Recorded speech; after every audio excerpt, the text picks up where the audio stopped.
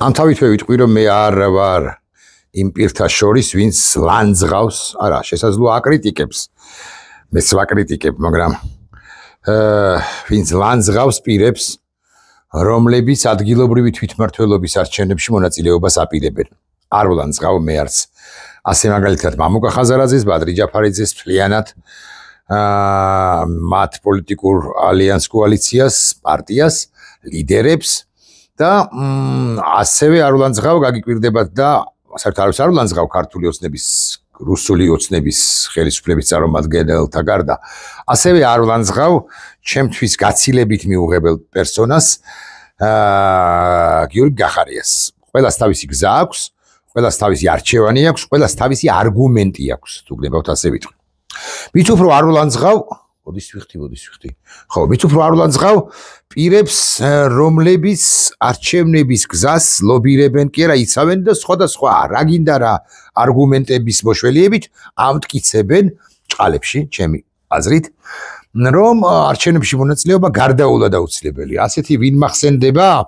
ყველაზე უფრო მეტად მახსენდება უდავოდ პატივსაცემი, ჩემი პატივისცემა მას, ის ჩემი რესპონდენტის ყოფილა, ესე გავბედავ და ვიტყვი, შორიდან ფართოდ მეგობრობთ, კიდეც ბატონ კახა გოგოლაშვილს, იაგო კაჭკაჭიშვილს, უდასტურებ ჩემს პატივისცემასთანაც მეგობრობთ.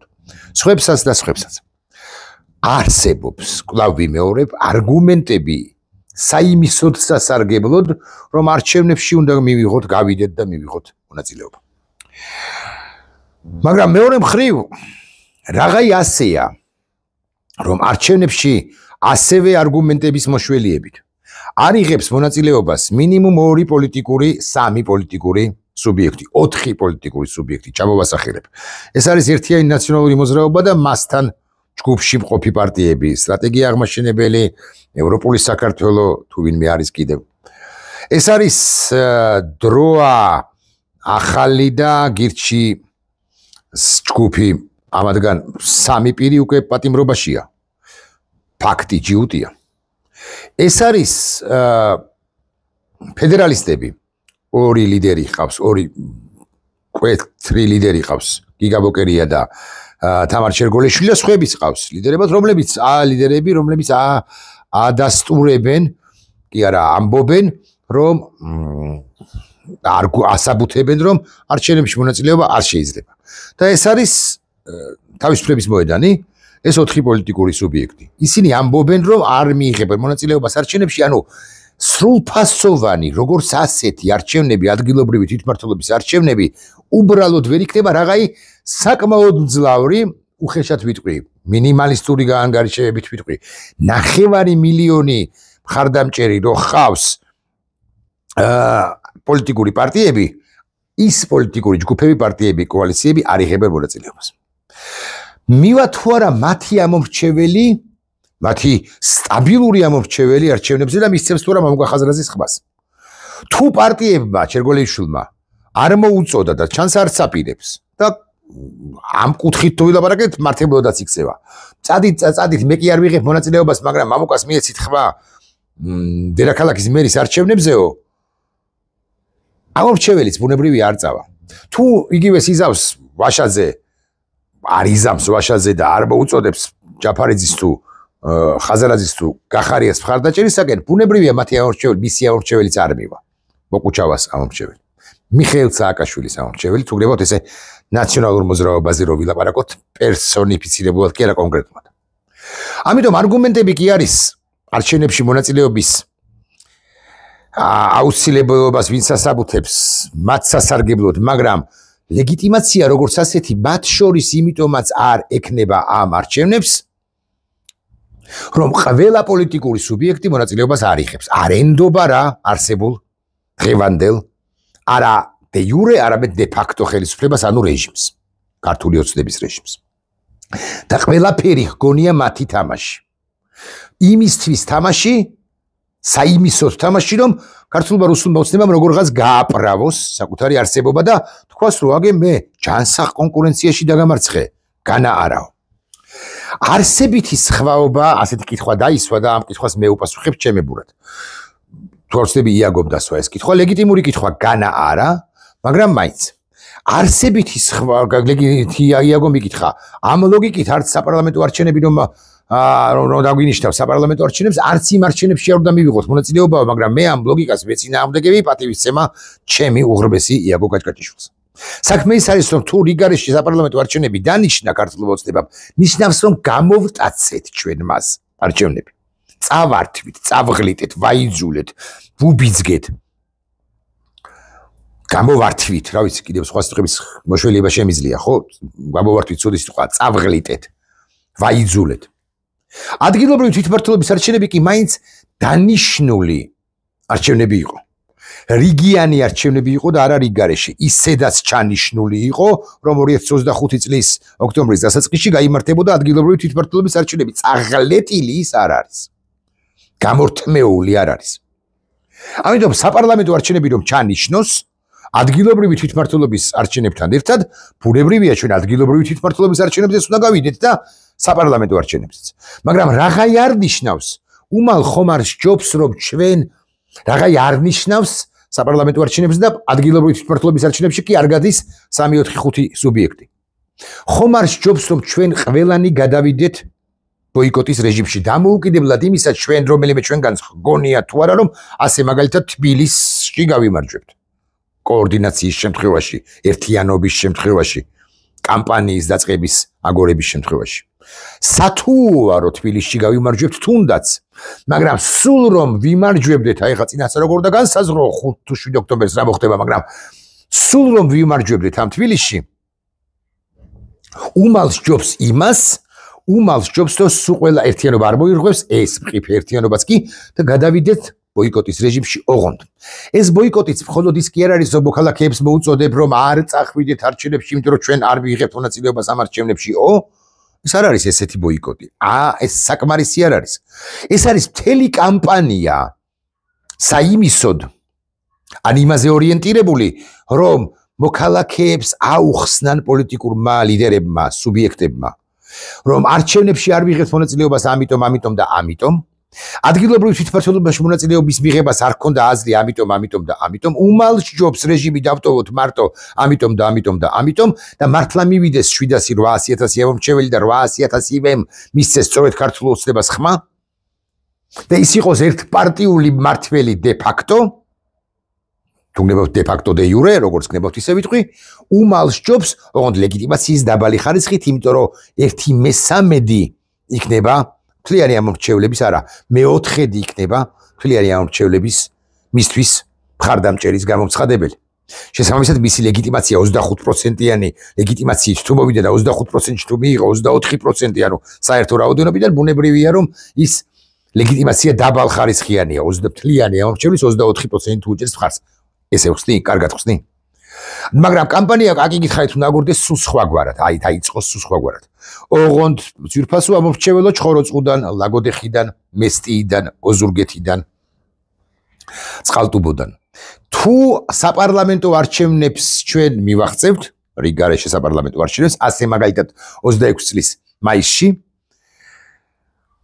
ანუ 1 წლის თავზე პრაქტიკულად ჩვენ გავაკეთებთ შემდეგს და ეხლა ნახეთ როგორ არასტანდარტულ ციფრებს ვიტყვი აზრებს ჩამოვაყალიბებ ჩვენ დემოკრატია იქნება გასაგებია უსაფრთხოების თვალსაზრისით გავაკეთებთ ამ ნაბიჯს გადავდგამთ ამ ნაბიჯს საგარეო ორიენტაცია გვექნება ასეთი და ასეთი ეკონომიკა გვექნება ასეთი ამგვარი იმგვარი მათ შორის სოფლის მეურნეობა აღარ ესეთ საინტერესოა ლაგოდეხელებისთვის პირობითად ლაპარაკობ ხო არ ვიცი კეიტერინგის პრობლემა მოგვარდება ასე არა ამდენივე არ უნდა დავიდეთ ცხადია მაგრამ მე ესე ვუტრირებ და ესე ვხსნი ეს რეჟიმი უნდა წავიდეს ამიტომ და სხვა კოალიციური ხელისუფლება უნდა მოვიდეს ამიტომ და მთელი ჯარის რაიონებში და არა მხოლოდ რაიონებში დაყენება შეიძლება ფეხზე კოორდინაციის და სწორი დაგეგმვის შემთხვევაში მაგრამ ეგოს რა უყო ეგოსა საბნის გადაკაჩვის მცდელობას რა უყო საბნის გადაკაჩვის მცდელობას არა მე არ ვაკრიტიკებ ოპოზიციას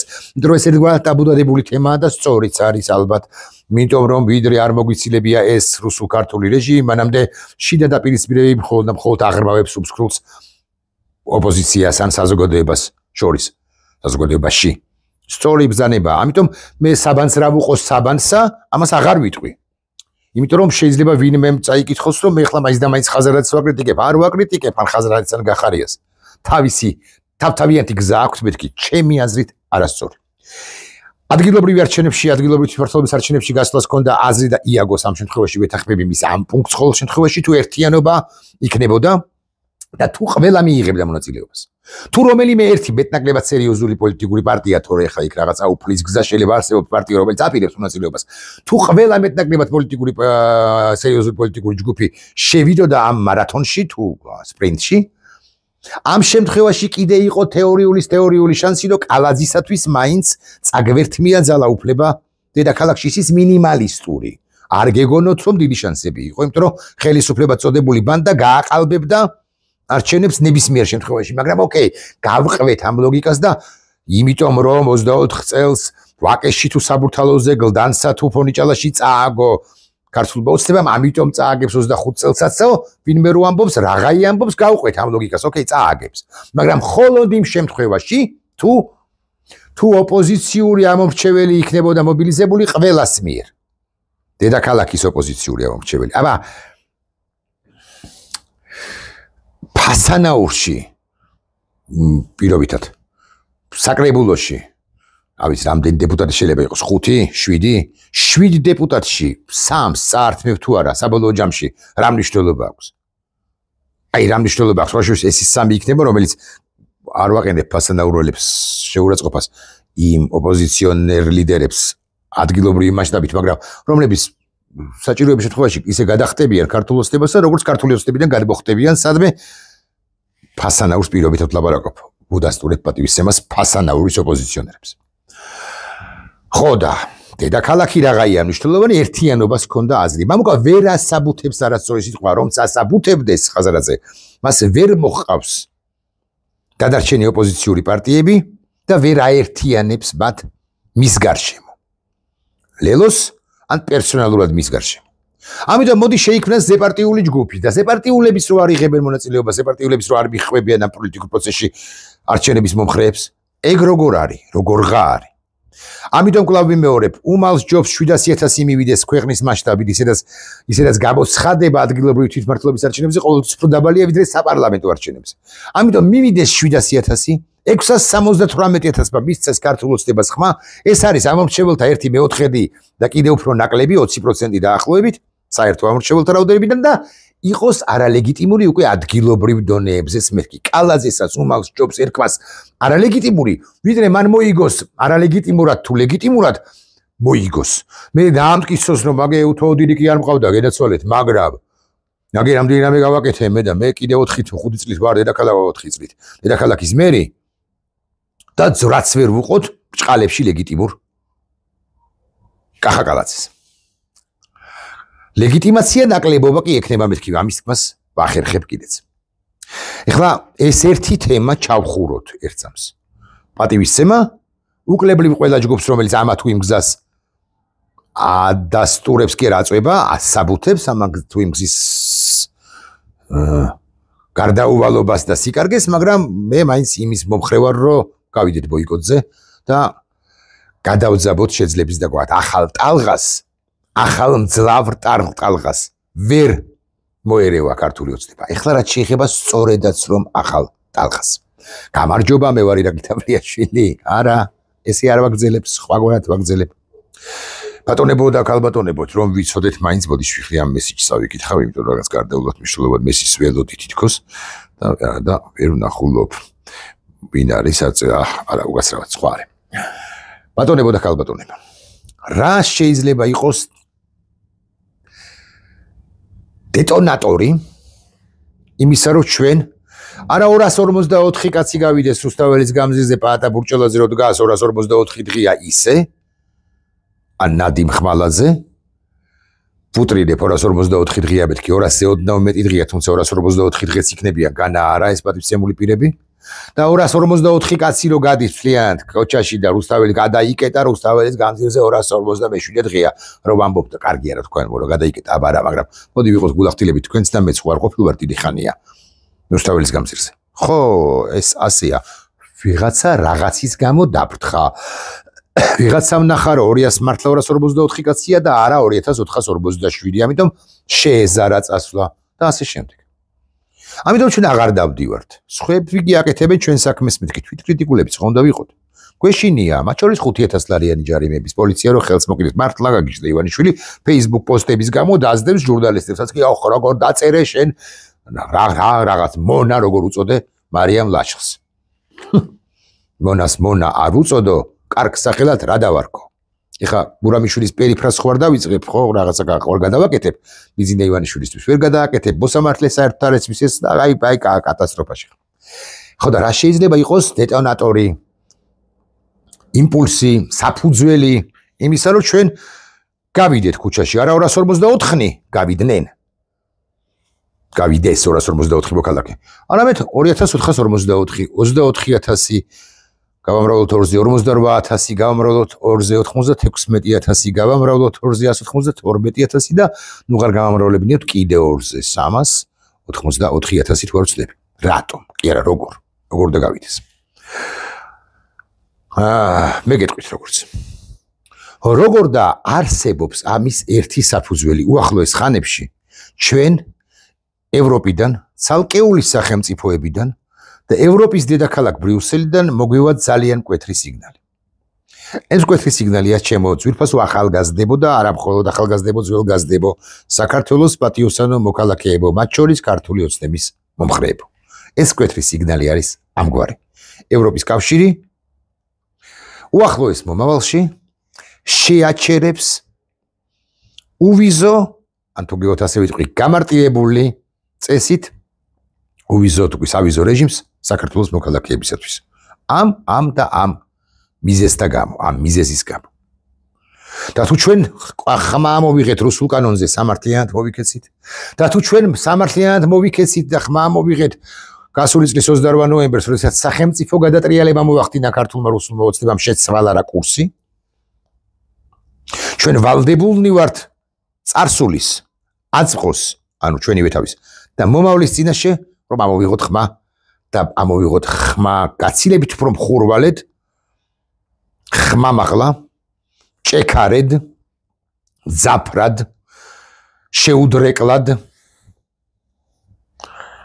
კვეთრად, ესეთ ხო თქვი, თუ თქვი მაპატიეთ, ვიმეორებ და გავიდეთ იქ სადაც დავდგეთ იქ სადაც კარიჩხალი, ანუ რუსთაველის გამზირზე და არა მხოლოდ, არამედ მელიქიშვილს, კოსტავაზე, მელიქიშვილზე, ჭავჭავაძეზე, ვაჟა-ფშაველაზე, მანამდე პეკინზე და ასე შემდეგ და არ დავიშალოთ. იმიტომ რომ სახელმწიფო გადატრიალება 2, არა უბრალოდ სახელმწიფო გადატრიალება 1 უკვე მომრგვალებული იქნება. ბიზინა ივანიშვილის პოლიტიკის წყალობით თქვენ შვილებს აღარ ეკნებათ, სამუდამოდ აღარ ეკნებათ ევროპაში სწავლა-განათლების მიღების შესაძლებლობაც კი, არა თუ მოგზაურობის ბარსელონაში წავედი და სეგრადა ფამილია ვნახე. ან მილანში წავედი და ვიშოფინგე.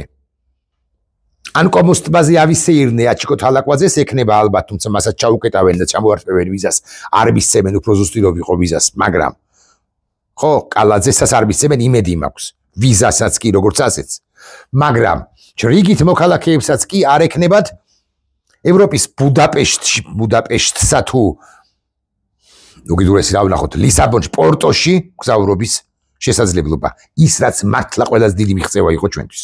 ან გავალთ ქუჩაში და ამ ხელისუფლებას კუდით ქვას, სიტყვას, არა ქვას, ვასროლინებთ, ანუ ვაზღვევინებთ იმისა და გამო, რომ ამ დღეში ჩააგდო ჩვენი გენერაცია, ჩვენ ჩაგვაგდო, მომავალი შვაბავშვები რო დაიბადებიან, ისინი ხო ჩააგდო და გასწირა, წარსულს ხო ესროლა დაახალა ტყია, მაგრამ ჩვენც ჩაგვაგდო ახლა მაცხოვრებლებს, იმიტომ რომ შეიძლება მართლა არ გჯეროდეს ზეციური საქართველოსი, რომელიმე ჩვენგანს და ილია ჭავჭავაძემ მკვდარი გვეგონოს ნეშტი იყოს ბევრისთვის. აღარ არის. მემკვიდრეობას აღარ არის, რომ ვიღაცამ შეიძლება გადაუსვას ხაზი ილია ჭავჭავაძეს სადაბაკ ილია ჭავჭავაძის. ვაგიგდებს. ხო? შეიძლება ვიღაცამ თქვას, რომ რა ვიცი, ბედნიერი ერის ავტორის დედაც არ ვატირეო? და მომავალზეც თქვას, აი მე ანი ფიქრობს, მომავალმა თაობამ, საკუთარ თაობამ, საკუთარ თავზეო, შვილებმა და შვილიშვილებაო, მაგრამ ახლა ხო გინდათ კაი ცხოვრება მეთქი, ასე ვიტყვი.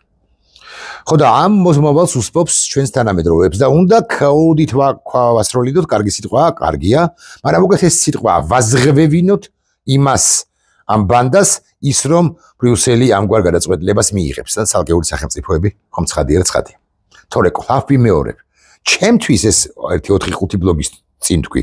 ალბათ მაინც პრობლემა არ იქნება რომელიმე ჩემთვის ირაკლი დაბლიაშვილისთვის საელჩოში მისვლა საკონსულოში და თქვა იმისა რომ იცით რა მოწვევა მაქვს. საფრანგეთიდან, ბალტიის რომელიმე სახელმწიფოებიდან და ესე ცუდი სიტყვა შეიძლება, მაგრამ გავჩარხავ როგორღაც ეხა 4-5 მოწვევას ჩამირთყით რა 1-5 წლიანი ვიზა და სულსუსაც ჩავურტყავ და პრობლემა არ მაქვს. მაგრამ არ მექნება, მაგრამ აქ ხო ამბავი იმაზე არ არის დაბლიაშვილი ინდივიდუალურად რაც გადაწყვეტს, როგორ გზას დაადგება. აქ ხო ლაპარაკი არის იმაზე რომ ქვეყანას როგორც ასეც დაერხა მიზინა ივანიშვილის სადა გამო პოლიტიკის და გამო და მე გეკითხებით, აი მიზეზი აი საფუძველთა საფუძველი იმისა რომ ვიხუვლოთ. დავდგეთ იქ სადაც ქარიჩხალია, ერთი და დღეს და ახლა შევცვალოთ რეჟიმი, რომელიც რუსულია, რაც უნდა თვალი ხუჭონ ქართული ოცნების, რიგითმა მომხრეება ერთზე გამახსენდა ამასობაში. უშიკიშვილის ამბავი მეც გიამბეთ და თქვენც იცით. ერთი ქოცინაცნობის შემხვდა. ქუჩაში აქ ცოტა ხნის წინ. არ უხვევ ხოლმე რა ამ პოლიტიკისაკენ, რომ შეგხვდებიან ხოლმე. პოლიტიკისაკენ ესე ვიწრო პარტიული პოლიტიკისაკენ ხო არ უხვევ და ქადაკრა თვითონ ამ ირან-ისრაელის კონფლიქტზე და აღმოვაჩინე რომ ირანისკენ უფრო არის. ოღონდ 3 კვირის წინ და შეუჭამეს ამ ირანელებმა, მაგას მე აგას უმტკიცებ და ვიღაცას Facebook გვერდზე. იქ არ ჩავერი იმ პოლემიკაში. მაგრამ აღაი გადაკრა, მე ვუთხარი რომ კი მაგრამ მეთქი. დათო. რა ხდება მეთქი? შენ არ იყავი მეთქი რომ ამბობდი რომ ირანელებმა შეუჭამეს და ეხლა ირანისკენ აფრახარ მეთქი, ანუ ცოტა ჩამოყალიბდი მეთქი. ბიკიბა მოკიბა რაღაცეები ბჟოტიალა გავანებით ამასთან და ეხლა მე უცებ შეუხვიეთ უშიკიშვილისკენ და ვუთხარი აი ეს მოგეწონა მეთქი ამ უშიკიშვილის ამბავი მეთქი და ბიჭო არ ვიცნობ ამ თემას. ვუთხარი არაფერი დიდი ცნობა ამას არ უნდა მეთქი, არსებობს ეს აკრედიტაციის საბჭო, თუ კომისია თუ საბჭო, რომელიც ვინმე შავაზე თუ ვაშაზე შავაზე თუ ორცდები იყო რაღაცა ეს კაცი ეს შავაზე არც მუსიკოსია, არაფერი არ არის, არ ჩაული ამ სფეროსთან რაღაცა სხვა პროფესიისა და ამ შავაძე მეთქი დაუწუნა ამ გიორგი უშიკიშვილს კვალიფიკაცია მეთქი, კომპეტენცია მეთქი, კვალიფიკაცია უთხრა მეთქი რომ შენ ვერ მღერი წინწყაროს და საგალობლებს ვმღერი და ისა სულაც ვერ მოგცემ ეხლა რაღაც ბავშვებისთვის ბაკალავრებისთვის სწავლების უფლებას. ცოტა დაიბნა ეხლა რაღაცას ფიქრობს, ასე შემდეგ და ბიჭო უშიკიშვილი Deep State-თან როგორ არისო? რასთან მეთქი? Deep State-თან როგორ არისო? მე ვუთხარი კაი ურთიერთობა აქვს მეთქი. Deep State-თან მეთქი. გიორგის მეთქი. აი ეგ არისო. ეხა მივხვდიო, აბა ეხა მართლა ხო კარგად ღერისო, საუკეთესო ღერისო, მაგრამ Deep State-ელი არის ეგო. ამიტომაც მიიღო გადაწყვეტილება. ვენაცვალე ქართულ ოცნებას, ნუ მიხვდა რომ ქართული ოცნების გადაწყვეტილებაა და არა შავაძის. მეთქი. მოხრჩობა მინდოდა, ვერ მოვახრჩე. დასჯა მინდოდა, ვერ დავსაჯე. ჩარტყმა მინდოდა რამის, თავში, ვერ ჩავარტყე. სიტყვიერად გალანძღვა მინდოდა, სიტყვიერადაც ვერ გავლანძღე, არ გავლანძღე. გამარჯვების თქმა აღარ მინდა მისთვის. ვეცდები რომ არ ვუთხრა. სამომავლოდ.